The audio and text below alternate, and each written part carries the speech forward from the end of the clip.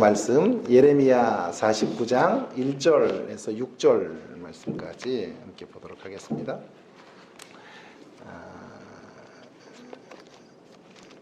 예레미야 49장 1절 말씀에서 6절 말씀까지 함께 교독하도록 그렇게 하겠습니다. 제가 1절을 읽고 성도님들이 2절을 읽으시고 6절을 함께 읽고 그렇게 하겠습니다. 암몬 자손에 대한 말씀이라. 여호와께서 이와 같이 말씀하시되 이스라엘이 자식이 없느냐 상속자가 없느냐 말감이 갓을 점령하며 그 백성이 그 성읍들에 사는 것은 어찌 됨이냐.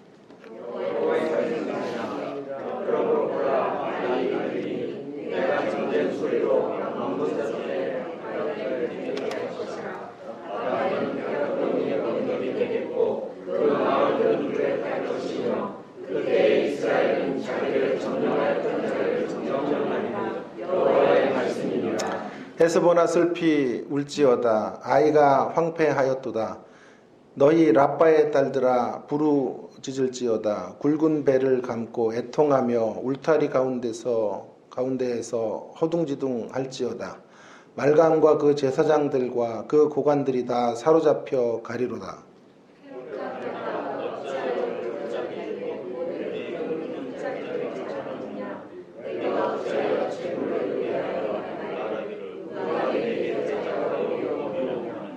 주 만군의 여호와의 말씀이니라. 보라, 내가 두려움을 내 사방에서 내게 오게 하리니 너희 각 사람이 앞으로 쫓겨날 것이요 도망하는 자들을 모을 자가 없으리라.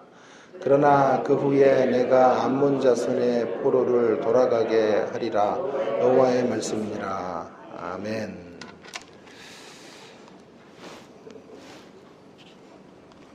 우리는 같은 표현을 정반대 방향으로 의도로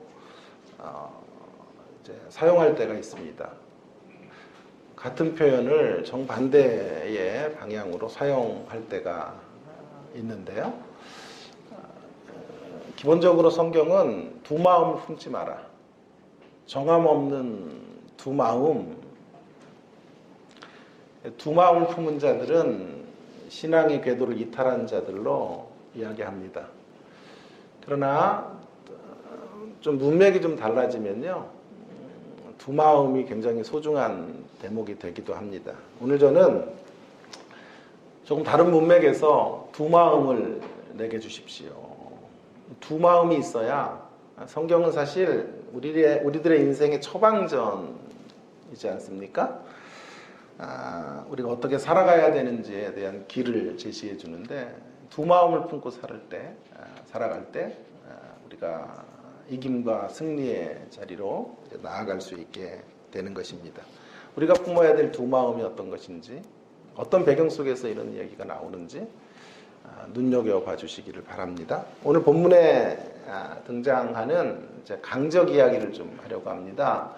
이 강적은 암몬이라고 하는 강적인데요. 암몬은 역사적으로 이스라엘을 매우 힘들게 했던 그런 족속입니다. 창세기 19장 38절에 의하면 술 취한 롯과 동침하게 된 둘째 딸이 아들을 낳게 되죠. 그가 바로 벤암미라는 아들인데, 그들의 후손이 이제 암몬 족속이다, 그렇게 말할 수 있겠습니다. 성경 곳곳에서 암몬은 이스라엘의 대적으로 소개되어져 있습니다. 그런데 성격이요, 아주 노골적으로 이스라엘을 공격하는 그런 대적은 못 돼요.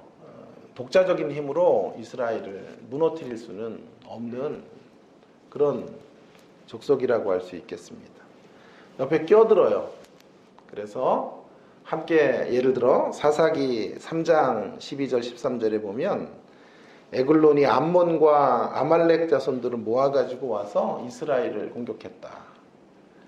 그러니까 이스라엘을 대적하는데 아주 강력한 힘이 있어서 이스라엘을 밀어붙이지는 못하지만, 이스라엘의 대적들과 한편이 되어 이스라엘을 길목마다 괴롭혔던 족속이 암몬 족속이다 라고 말할 수 있겠습니다. 이스라엘을 이스라엘을 절대적인 힘으로 무너뜨리는 이런 세력을 노골파 대적이라고 한다면, 이 암몬과 같은 세력은 은근파 대적이다, 이렇게 말할 수 있겠습니다. 우리 추석을 이제 보내면서 제가 사실 추석의 여진 때문에, 혹시 추석이 힘들었던 분들도 계시기 때문에 이 말씀을, 사무엘서 강의를 잠시 중단하고 말씀을 선택했는데요. 암몬은 누구인가? 예를 들면 이런 세력이에요. 우리를 핍박하는 시어머님이 아니라 중간에서 말리는 시누이 같은 그런 성격의 존재라고 생각하면 틀리지 않을 것입니다. 사실은 말리는 시누이 때문에 상처를 더 받게 되는 경우가 우리가 허다하지 않습니까? 이런 대적 앞에서 두 마음을 품어야 된다라는 게 제가 여러분에게 드리고 싶은 처방전입니다. 자, 강적의 공격을 받을 때 우리가 가져야 될 두 마음이 어떤 것일까? 먼저 첫 번째 마음은 나를 향하신, 혹은 우리를 향하신 하나님의 마음을 갖는 것이죠. 나를 향하신 하나님의 마음을 갖는 것, 그것이 첫 번째라고 말할 수 있겠어요. 강적이 우리를 공격해 올 때 나를 향하신 하나님의 마음을 굳게 붙잡는 것, 그것이 굉장히 중요합니다. 이것은 무슨 우리는 이제 주로 한국 문화가 매우 겸양어법 같은 것들이 익숙하기 때문에 이렇게 어떤 담대함을 가지고 하나님 내 편이시다 이렇게 주장하고 하는 것을 굉장히 낯설게 생각을 하지요. 우리의 뻔뻔함 같이 생각하지만 그렇지 않고요. 제가 누누이 강조하는 것처럼 이것이 당당함이고 하나님의 자녀됨의 권세를 가지고 늘 살아야 된다. 어떤 경우에도 쭈삣거려서는 안 된다. 의기소침해서는 안 된다. 이런 말씀을 수도 없이 제가 드리는 사람인데요. 하나님의 마음, 우리를 향해 갖고 계신 하나님의 마음을 알게 될 때 우리가 어려움 속에서 버려진 느낌 같은 것들을 갖지 않게 될 것입니다. 오늘 본문에 이제 와 보시면요, 암몬이라는 대적의 공격을 받아서 이스라엘이 받았던 느낌이 어떤 것일까? 한마디로 버려진 느낌 같은 것일 것입니다. 제가 조금 전에 암몬은 스스로의 힘으로 이스라엘을 정복하지 못하는 세력이다 이런 말씀을 드렸는데요. 오늘 본문도 그런 모습이 잘 드러나고 있어요. 1절에 보시면 여호와께서 이와 같이 말씀하시되 이스라엘이 자식이 없느냐, 상속자가 없느냐, 말감이 갓을 점령하며, 갓을 점령했다. 말감이 갓을 점령했다. 이 말감이라고 하는 것은 암몬 족속의 통치자를 말하는데요. 원래는 이 말감은 밀곰 혹은 몰렉이라고 불리는 암몬의 민족신의 이름입니다. 그러니까 왕이 민족신의 이름을 자신에게 가지고 와서 그 신의 이름으로 자신을 부르도록 한 것이죠. 그러니까 그런 암몬의 세력이 지금 갓을 점령했다라고 하는 것은 한 나라가 한 나라를 정복해 간 것 정도가 아니라 매우 종교적이고 영적인 의미로 지금 이스라엘을 점령하고 있었던 모습들을 우리 가운데 말해주고 있는 것이죠. 역사적으로 이스라엘은 여러분 아시는 것처럼 722년에 아수르의 손에 멸망을 당하게 됩니다. 그때 그 기회를 틈타서 이제 갓 지파, 루벤 지파의 땅을 침공해 들어온 세력이 암몬인 거예요. 끼어들어와요, 이렇게. 이스라엘이 이제 망했구나라고 생각을 하고 아수르에게 무너졌으니 절대적으로 힘이 없다는 것을 판단하고 들어오는 거죠. 그래서 갓이라는 지역의 땅, 그 땅을 점령해 버린 거예요. 자, 하나님의 반응이 정말 흥미로운데요. 우리 하나님은 어떻게 반응하시는가 하는 것에 좀 주목해 볼 필요가 있겠습니다. 그동안 암몬의 죄악에 대하여 침묵하셨던 하나님께서 더 이상은 묵인하시지 않으십니다. 하나님께서 호되게 암몬을 질책하고 계시는 말씀을 우리는 보게 됩니다. 1절을 다시 한번 보면 이스라엘이 자식이 없느냐, 상속자가 없느냐, 어찌하여 말감이, 그러니까 암몬의 대적자가 가시라는 땅을 점령했는가. 그 백성이 그 성읍들의 거함은 어찌 되는가. 하나님은 지금 이스라엘이 당한 이 포로를 일시적인 포로됨이라고 정의하시면서 지금 암몬 족속이 크게 오해를 했다, 그렇게 말씀하고 계시는 거예요. 암몬의 죄악이 크도다, 이렇게 말씀하시는 거예요. 그래서 2절에 계속되는 말씀에서 하나님께서 암몬에게 갚아주시겠다라고 말씀하고 계시죠. 전쟁 소리가 암몬 자손의 라빠에 들리게 할 것이다. 라빠라고 하는 지역에 하나님의 전쟁이 심판으로 펼쳐지게 될 것이라고 말씀하고 계시는 거죠. 라빠는 거친 무더기가 될 것이고 페어더미의 언덕이 될 것이다. 고대 암몬의 수도가 라빠였고요. 주변 도시들이 심판의 불로 타게 될 것이다 라고 말씀하고 있습니다. 그때 이스라엘은 자기를 점령했던 암몬을 점령하게 될 것이다. 이스라엘이 회복될 것이다, 주께서 말씀하고 계시는 거죠. 3절에 보시면 헤스보나 라빠의 딸들아 슬퍼하라, 이렇게 말하고 있어요. 슬픈 애가가 울려 퍼지게 되는 라빠의 땅에, 암몬의 땅 마을 고울고울에 하나님의 심판으로 슬픈 애가가 만들어지게 될 것이다, 그렇게 말하고 있습니다. 헤스본과 아이는 다 모압의 성읍들이에요. 그 아이성 거기랑 같은 이름이지만 다른 성이죠. 그래서 모압의 성읍들을 지금 열거하고 있죠. 그렇게 심판을 받아 허둥지둥대는 모습들이 3절에 잘 그려지고 있어요. 울타리 가운데 허둥대고 있어요. 울타리들이 다 무너지니까요.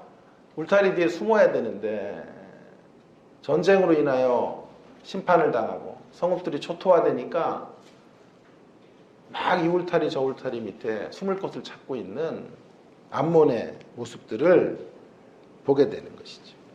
연이어 4절과 5절까지 보시면요, 하나님의 심판의 결과로 암몬의 자랑과 교만은 그치게 될 것이다. 그리고 그들은 도망자가 될 것이다. 5절에 도망하는 자들을 먹을 자가 없으리라, 이렇게 하나님께서 예언하고 계신 거죠. 우리는 여기서 하나님의 마음을 좀 음미해 볼 필요가 있겠어요. 하나님의 반응이 참 재미있지 않습니까? 저에게 매우 흥미로운 대목이 바로 이 대목인데요. 하나님께서는 아수르에게 망하는 것을 가만히 바라보고 계셨어요. 그런데 암몬에 대해서는 노발대발하고 계시는 거죠. 우리 하나님도 강한 자에게 약하시고 약한 자에게 강하신 분인가? 결국 그런 분 아니시죠? 주님 앞에 그 어떤 대적이라도 초계처럼 부술 수 있는 분이 우리 하나님이세요. 그분 앞에 불의한 세력들은 살아남을 수가 없습니다. 그런데 지금 아수르에게 점령되는 것에 대해서는 이런 방구 말씀은 하시지 않지만 암몬에게 화를 내고 계셔요. 이유가 뭘까요? 하나님이 비록 이스라엘을 심판하셨지만 그것이 영원한 패망이 아니다라고 하는 것을 말씀하고자 하시는 의도라고 할 수 있겠습니다. 오히려 이스라엘을 거룩한 목적을 가지고 훈련하고 계시는 것이다. 이스라엘은 버려진 사람들이 아니에요. 하나님의 거룩한 도구로 만들어지는, 그리고 열방의 진정한 복이 되는 사람으로 남겨진 자들이다. 암몬의 죄악이 뭐냐 하면요, 그렇게 사용하실 하나님의 백성들을 버려진 자로 오해해서, 아주 패망한 자들로 오해해서, 영원히 소망이 없는 자들로 단정해서 가시라는 것을 점령해 들어온 미운 시누이 같은 모습으로 서 있게 된 것입니다. 하나님은 오판하지 말라고 말씀하시는 거예요. 하나님의 백성들이 온갖 어려움을 이 땅에서 당할 수 있지만 그 어려움은 훈련과 연단의 차원이지 유기와 버려짐의 시간들이 결코 아니다라고 하는 것을 이 암몬을 심판하시겠다고 하시는 하나님의 선언 속에 하나님의 마음을 담아내고 계시는 것입니다. 우리 찬송처럼 우리를 지명하여 부르셨고 너는 내 운명이라고 말씀하시기 때문에 한번 사랑한 자를 하나님께서 이렇게 끝까지 사랑하시고 인도해 주시는 것을 오늘 본문을 통해 우리에게 확인시켜 주시는 것입니다. 주님은 늘 우리 편이세요. 주의 백성들을 어떤 경우에도 붙잡고 인도해 가시는 분이세요. 우리가 잘 알고 있는 요셉의 이야기가 바로 그런 이야기가 아닙니까? 요셉의 승리는 버려진 자의 의식을 뛰어넘을 때 이루어져요. 남겨진 자의 의식을 갖는 거예요. 그것이 매우 중요합니다. 삶을 살다가 암몬과 같은 대적들을 만날 때가 있어요. 그들에 의해 점령당할 때가 있고 우리의 삶이 곤고해지고 피폐해질 때가 있어요. 그것이 사람이든 어떤 사건이든 어떤 현실이든지 간에 우리의 인생길에서 숱한 암몬들을 만나게 됩니다. 그럴 때 우리는 이 고난의 현실 속에 내가 내동댕이 쳐져 있다라고 생각하게 되죠. 버려졌다고 생각할지 모르겠어요. 요셉이 그랬죠. 요셉은 강적들이라고 할 수 있는 형제들의 미움을 받아 애굽에 팔려갑니다.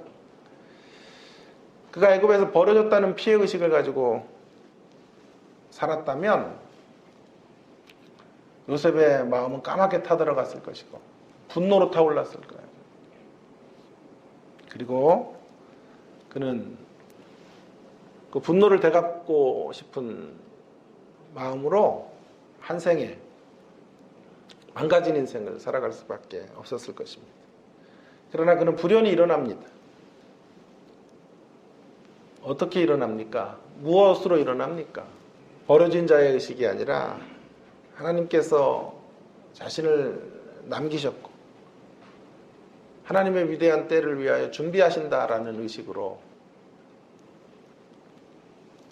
하나님을 붙잡게 된 것이죠.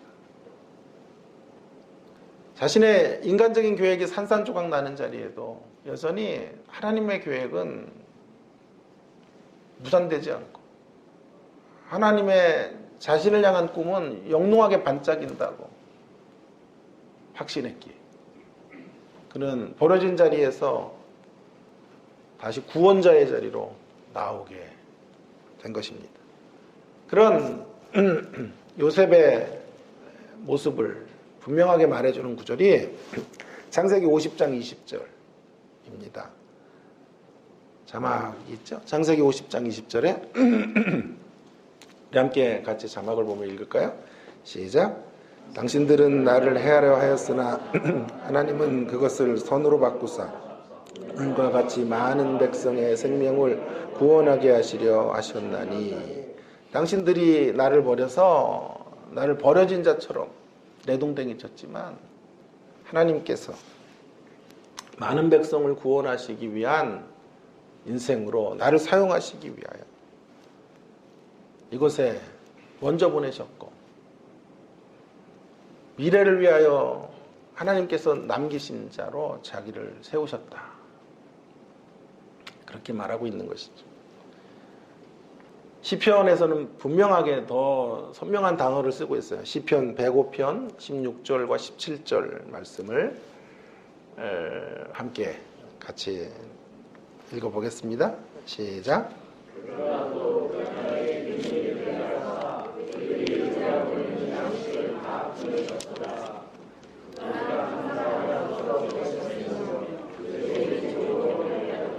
예, 17절을 한번 제가 이제 새벽에 한번 같이 나눴던 적이 있는데요. 그가 한 사람을 앞서 보내셨으며 요셉이 종으로 팔렸도다. 여러분, 이 앞에 있는 단어가 중요한 거예요. 앞서 보내심에 대한 자의식이 없이 팔렸다가 되면 평생 상처로 얼룩진 삶을 살다가 끝이 나요. 그런데 지금 17절에서 분명히 강조하는 것은 보내신 인생이에요. 현상적으로는 팔려갔죠. 그러나 실질적인 의미에서는 팔려간 것이 아니에요. 보내졌다. 파송된 인생입니다. 앞서서 하나님께서 이것으로 보내시고 진정한 구원의 시대를 준비하고 계시네. 하나님의 역사 속에 내가 애굽에 팔리게 되었다. 애굽에 팔리는 것을 도구로 해서 하나님의 구원 역사가 펼쳐지도록 나를 보내셨다. 여러분, 이런 자의식, 이런 분명한 확신이 요셉을 살린 것입니다. 집중 포화를 받는 현실 속에서도 견디게 한 것입니다.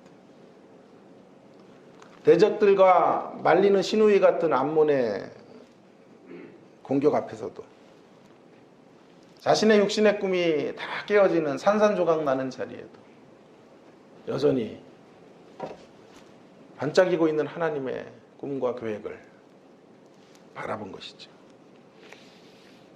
나는 버려진 인생이 아니라 보냄받은 인생이라는 확신을 가지고 그가 살아낸 것입니다. 우리에게 오늘 이러한 우리의 삶의 자리에 어떠한 현실을 만나든 우리에게 필요한 것이 바로 하나님이 이렇게 이 현실 속으로 나를 보내셨고 나는 남겨진 자라는 의식을 가지고 살아가는 것입니다.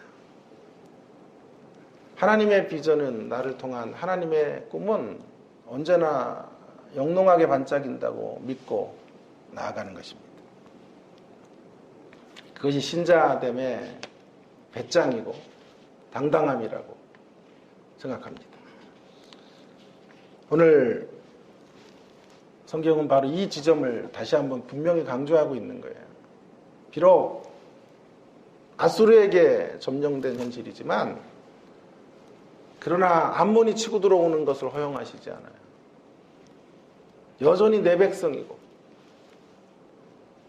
여전히 승리할 자들이고 여전히 하나님이 이스라엘 편이시라고 말씀하고 계시는 거죠. 우리를 향하신 이런 하나님의 마음을 강하게 붙잡고 이 힘들고 어려운 세상, 수많은 대적들이 우리에게 공격해오는 이런 현실 속에서 이런 하나님 자녀됨의 당당함으로 버텨내시는 저와 여러분 되기를 주의 이름으로 축원합니다. 이게 첫 번째 처방전이에요.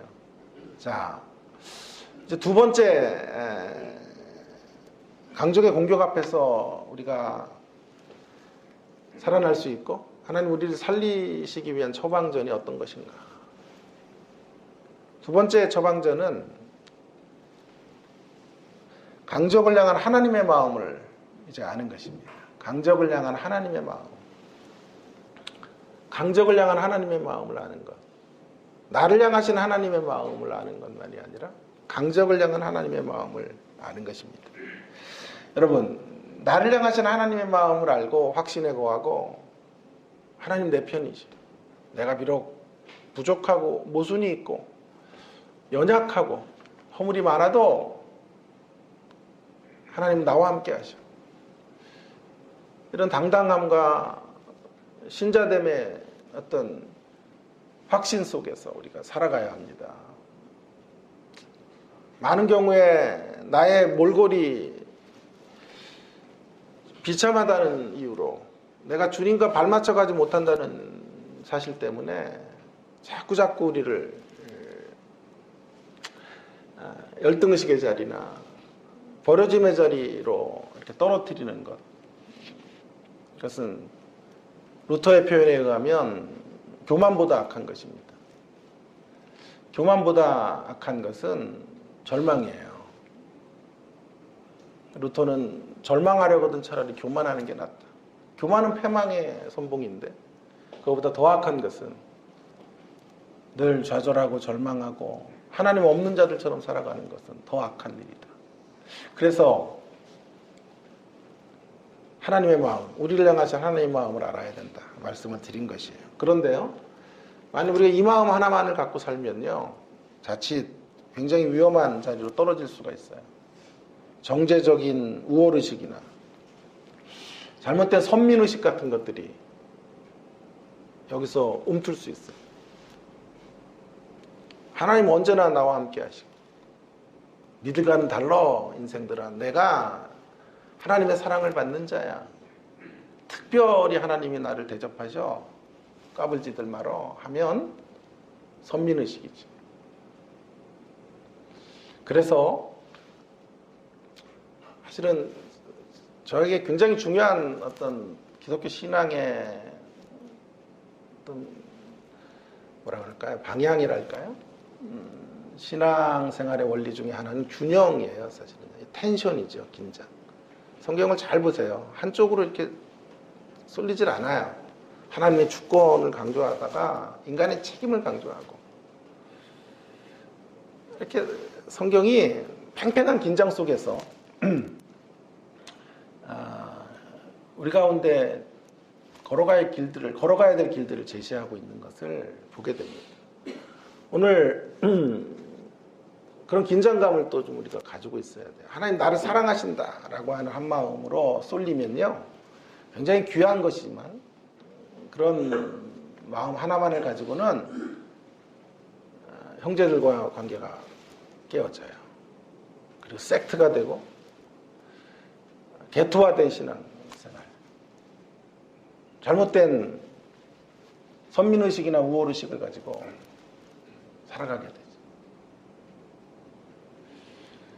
저는 어느 교단의 교육자들과 유학생활을 하는데 정말 힘들었어요. 가장 조그만 신학교인데요, 어떤 생각을 갖고 있냐면 우리는 일당 1000을 감당한다. 그런 의식을 불어 넣었나 봐요, 교수들이. 크기가 아니라 질이다.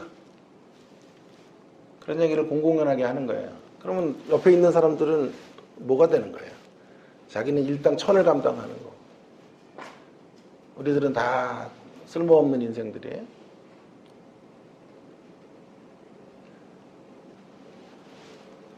작아도 기죽지 않는 건 귀한 거죠. 작아도 하나님의 뜻을 이루어가고 있다라는 확신, 정통 기독교 신앙을 붙잡고 있다, 귀한 것입니다. 그러나 그것이 잘못된 우월감으로 떨어져서 소수 정예부대를 하나님께서 자기네 학교를 통해서 만들어간다, 이건 아주 몹쓸 생각이지. 그리고 나머지 모든 이들은 그런 개혁의 대상이 되거나 잘못된 삶의 길로 나아가는 신학을 한 것처럼 얘기하는 것은 잘못이죠. 그래서 두 번째 마음이 필요한 거예요. 두 번째 마음. 근데 이거 굉장히 어렵죠. 이게. 두 번째 마음이 뭘까? 6절에 대단한 반전이 있어요. 6절에 이런 말씀이 있죠. 오늘 6절에 함께 읽어볼까요? 6절 말씀을. 시작. 내가 암몬 자손의 포로를 돌아가게 하리라, 여호와의 말씀이니라. 6절에 갑자기 그러나라는 말로 앞에 때까지의 국면의 모습을 뒤집어 엎죠. 그러나 그 후에 벗이라는 말이에요. 그러나 그 후에 내가 암몬 자손의 포로를 돌아가게 하리라. 여호와의 말씀이니라. 제 눈이 의심이 됐다니까요. 이스라엘 포로를 돌아가게 하겠다가 아니에요. 잘 보세요. 1절에서부터 5절까지는 냉엄한 하나님의 기소와 심판의 어두운 이미지였습니다만은 이제 소망의 이미지로 바뀐 거예요. 누구를 향한 소망인가? 하나님 백성들을 향한 소망만이 아니에요. 이스라엘의 회복만을 말씀하시는 게 아닙니다. 그의 백성을 괴롭히고 있었던 암몬도 재건하시고 그들도 회복의 땅으로 이끌어 가실 것이다. 말씀하시는 거예요. 이 약속의 말씀이 바사왕 고레스 때에 부분적으로 성취됩니다.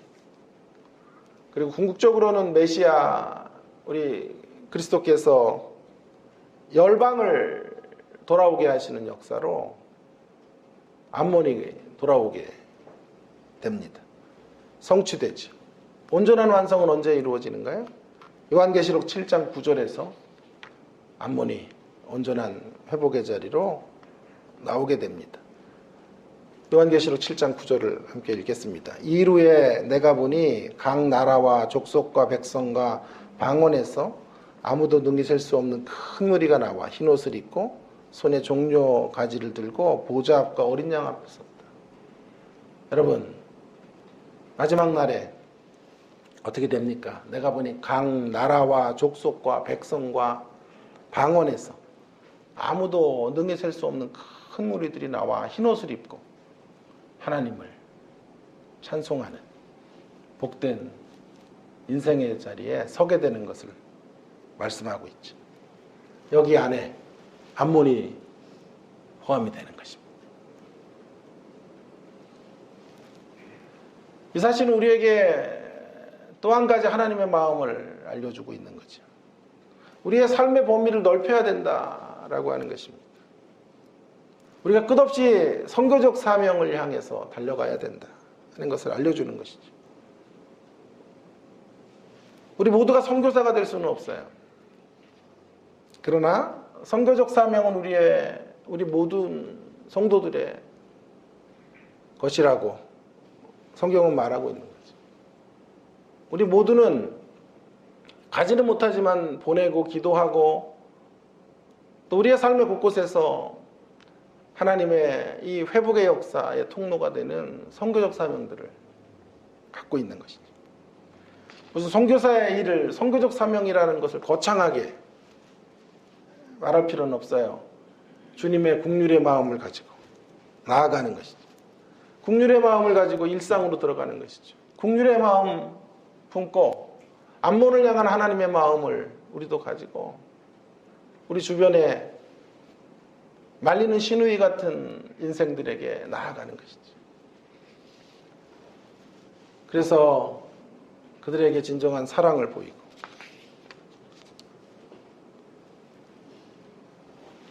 그들에게 하나님의 긍휼의 역사들을 전달하는 도구가 되는 것입니다.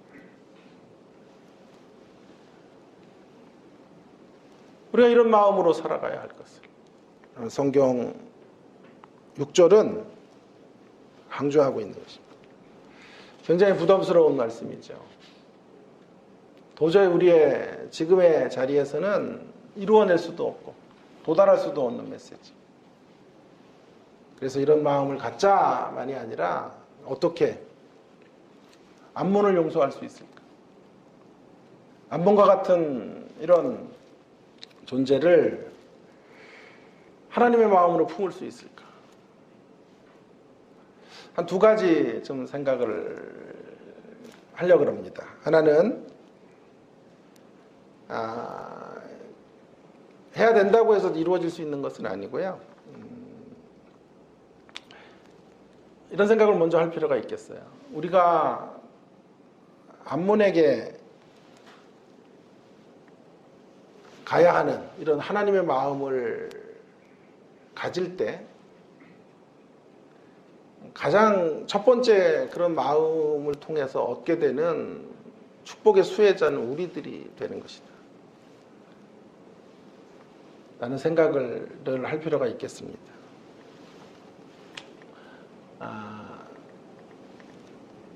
내가 가장 큰 수혜자예요. 아니, 내가 먼저 안문을 품으시는 하나님의 긍휼 때문에 여기 서 있다 라는 것을 분명하게 인정하는 것이 중요합니다. 안문이 돌아올 것이다, 안문이 회복될 것이다 가 있었기에 이스라엘이 돌아온 거예요. 안문을 향한 하나님의 긍휼이 있기에 우리가 그 긍휼의 대상자가 된 것이다 라고 하는 것을 그 구원의 반열에 서게 된 것이다. 그래서 안문을 향해 내가 희생하고 사랑하는 게 손해가 되는 것은 아니에요. 억울한 대목도 아니에요. 안문을 향한 하나님의 가슴은 먼저 우리를 향한 하나님의 마음으로 작동했어요. 그렇기 때문에 우리가 그 마음을 갖는 것은 결코 억울한 요구가 아니에요. 우리에게 오늘 이런 복스러운 가슴, 제가 중요하게 표현하는 표현은 복스러운 가슴, 하나님 마음을 닮은 복스러운 가슴이 있기를 간절히 바랍니다. 그 가슴으로 안문에게 나갈 수 있어요. 또 한 가지는 우리가 이 강적을 품을 수 있는 비결은 내가 가장 큰 수혜자일 뿐만이 아니라 그것이 결국 내가 사는 길이다라고 하는 것을 강조하고 싶어요. 용서를 하는 것이 용서를 받아야 될 대상자를 향한 일만이 아니다라는 것이죠. 나를 위한 것이고 내가 살아나는 길이에요. 내가 회복되는 길이에요. 다시 하나님의 긍휼로 내 마음이 불탈 수 있는 길이 용서의 길이죠. 여러분, 미워하면요, 미워하는 영역만큼 그늘이 생기는 거죠. 미워하는 영역만큼 하나님의 다스림을 못 받는 때문이죠. 미움이 커지면 피해의식도 자라고 분노도 자라죠. 그렇게 되면 우리 안에 하나님이 다스릴 수 없는 영역들이 점점 확장되어져 가는 것이죠. 결국 망하는 쪽은 강적이 아니라 강적으로 인해 상처받은 내가 되는 거죠. 강적이 무너지는 게 아니라 강적으로 상처받은 내가 무너지게 되는 거죠. 얼마나 많은 사람들이 이 길을 걷는지 몰라요.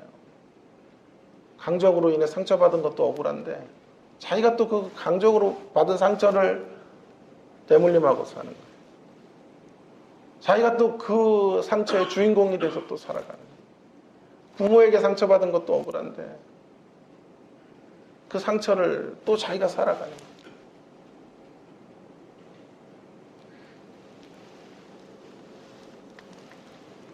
제가 그렇게 살았죠.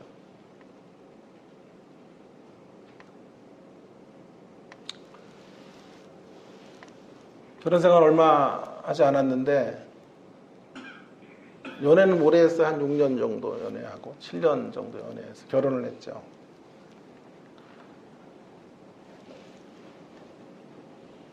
부부싸움을 하는데 와이프가 저에게 그러는 거예요. 한 번도 말씀드렸는데 또 처음 듣는 분도 계셔서 지 아버지랑 똑같다 그렇게 얘기하는 거예요. 그래서 비슷하다만 그랬어도 가출을 안 했는데요. 똑같다 그래가지고 말이 이렇게 했지 뭐 아버님과 똑같네요 이렇게 얘기했는데 그 말이 그 말이죠. 그때 처음 제가 이혼을 해야 되겠구나 이런 생각을 했어요. 결혼 생활이 참 힘들구나 하는 생각을 했고 잠깐 이제 저 캐나다에서 그랬는데 나갔는데 뭐 나갈 데가 없어요. 겨울이고 추워서. 그래서 3시간 만에 돌아오긴 했는데요. 3시간 만에 가출하고 이제 돌아갔는데요. 내가 너무 자존심이 상하더라고요. 목사로서. 제가 하나님 앞에 이렇게 기도를 했죠. 하나님, 제가 제 와이프에게 한 번 더 이런 소리를 들으면 전 목사직을 버리겠습니다. 그리고 오늘까지 한 번도 안 들었어요. 그런 소리를. 그렇다고 뭐 아버지랑 완전히 다르다 이런 소리도 아직 못 들었지만 아버지로부터 받은 상처가요, 아직도 제 안에 있는 모양이죠. 그래서 또 그 상처가 또 내 결혼 생활을 망가뜨리는 모습. 결국 그 고리를 끊는 가장 확실한 길이 내가 아버지를 용서하는 것이었음을 깨닫게 된 거죠. 그리고 아버지를 정말 사랑하게 되는 순간, 아버지를 향한 하나님의 긍휼의 마음을 깨닫는 순간, 그리고 그 긍휼의 사랑의 통로가 되기로 결심하는 순간부터 저의 삶이 살아나고 제 가정에 진정한 행복이 꼽히게 되는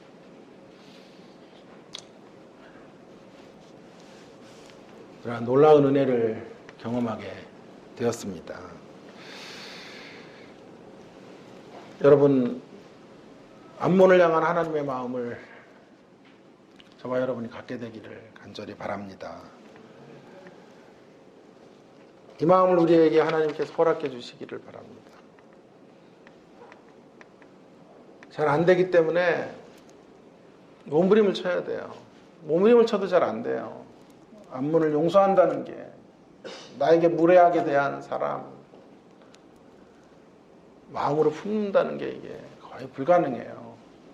특별히 가까이에 있는 사람들이 준 상처는 더욱더욱 힘들어요. 가정 안에서 받은 상처가 그래서 큰 것이죠.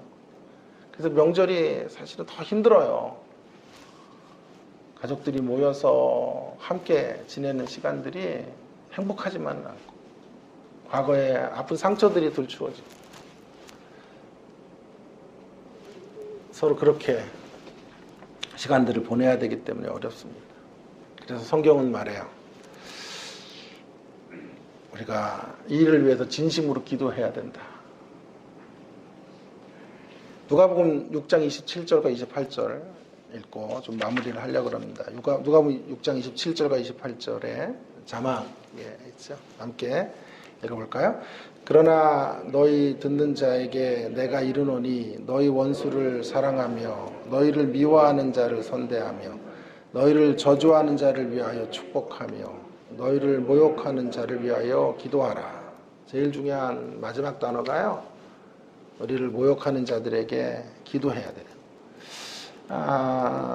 기도, 어떤 기도를 해야 되냐면요, 진정한 묶임으로부터 자유케 되는 기도, 해방되는 기도. 미워하면 묶이는 거거든요. 미워하면 그 미움만큼 묶여서 제 아버지를 그대로 닮아 사네, 그런 소리 듣고 사는 거거든요. 묶여 있어서 그래요. 해방되지 못해서 그래요. 그 아픔으로부터, 암몬이 준 상처로부터 자유케 되지 못하면 묶이는 거예요. 우리가 기도를 해야 돼요. 하나님, 진정한 해방이 저에게 이루어지기를 원합니다. 미움은요, 내가 벗어나고 싶은 상대를 내 안에서 더욱 크고 무겁게 만드는 것이다. 미워하면 내가 벗어나고 싶은데 더 그 상대가 커지는 거예요, 내 마음 안에. 그래서 그 상대 앞에 내가 무너지게 되는 지점, 미움인 거예요. 사랑과 용서는 바로 이런 고리를 끊는 거예요. 그런데 여기 어느 신학자가 아주 중요한 말을 했더군요. 여기 중요한 것은요, 너희를 미워하는 자를 선대하라고 말했는데요, 계속해서 선대할 수는 없다는 거예요. 지혜를 또 가져야 돼요. 미워하는데 계속 좋게 대접해 줄 수는 없어요. 그래서 성경은 그 그들의 미움의 정도가 도를 지나치면 마음으로 축복을 하고 저주는 하지 말되 하나님을 향해서 SOS를 쳐야 돼요. 하나님이 역사해 주시기를, 하나님이 감당할 수 없는 사람은 감당해 주시기를 위해서 기도하고 하나님의 도우심으로 더 미움이 증대되지 않도록, 확대되지 않도록 막아달라 하는 기도를 드리게 되는 것이죠. 자유를 위한 기도, 진정한 해방을 위한 기도. 가게에 흐르는 저주 같은 그런 말도 안 되는 이 저주 같은 삶을 사는 고리를 끊는 기도, 이런 기도가 우리 가운데 처절하게 있을 때 우리는 암몬을 용서하고, 우리 가까이에서 우리를 힘들게 하는 말리는 시누이 같은 인생들의 무례함 앞에 무너지지 않고 그 상처를 극복한 자들로 살아가게 되는 것입니다. 사랑하는 성도 여러분, 우리는 지금 추석 명절 마지막 시간을 보내고 있습니다. 하나님의 마음을 우리가 다시 회복해서 우리 가족들에게, 암몬과 같은 인생들에게 나아가면 좋겠습니다. 그 마음을 가지면 저는 이렇게 모든 게 가능하다 이렇게 말씀드리는 게 아니에요. 저는 무협소설과 같은 설교 너무 싫어해요. 한 방에 그냥 원수를 다 이겼다 이런 거. 그런 기독교는 신비주의죠. 신비주의 신앙은 가장 쉬운 길이다라고 늘 생각하는 사람이에요. 신비로 피하면 되거든요. 한 방의 은혜로 우리가 살아내야 될 그런 과정들을 생략하고 초월의 세계로 들어가는 거잖아요. 제가 그런 기도를 엄청나게 많이 드렸던 사람이고, 저의 신앙의 토대도 순복음교회였기 때문에 또 일시적인 만족들을 제가 누렸던 것도 있었어요. 그러나 결국 그것은 쉬운 길이다. 포기하는 것도 쉬운 거예요. 저 인간은 안 돼라고, 암몬은 내가 용서할 수 없어, 그것도 쉬운 길이에요, 사실은. 그리고 신비한 자리로, 한 방의 메시지로 갈 수 있는 것처럼 말하는 것도 참 쉬운 길이에요. 정말 남은 길은요, 어려운 길이에요. 작은 일상에서 미움을 물리치며 걸어가는 이 길은 참 어려워요. 장풍으로 확 대적을 날려버리고 말이야. 축지법으로 한도를 날아서 초토화시키고, 이런 얼마나 편해. 우리 그런 기독교를 이제 만일 붙잡는다면 기독교 신앙은 우리의 삶에서는 아무런 적용이 안 될 거예요. 여기서 신앙생활 하시고 또 돌아가셔서 일상은 일상의 방식대로 사시는 그런 우리가 되고 말 거예요. 저는 이 길은 매우 어려운 길이다라고 말씀드리고 싶어요. 어쩌면 우리의 영역으로, 우리의 결단으로는 이룰 수 없는 암몬 끌어안기는 불가능한 일이다, 불가능에 가깝다라고 말씀드리고 싶어요. 속도가 잘 나질 않아요. 원수 사랑은 뻥 뚫린 고속도로를 달릴 수가 없어요. 꽉 막힌 길이에요. 너무 길이 막혀서 운전을 포기하고 싶고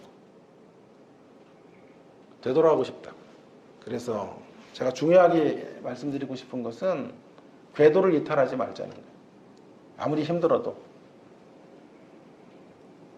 아무리 서행을 하고 가다가 30분씩 1시간씩 정체가 돼도 우리가 가야 될 방향은 용서이고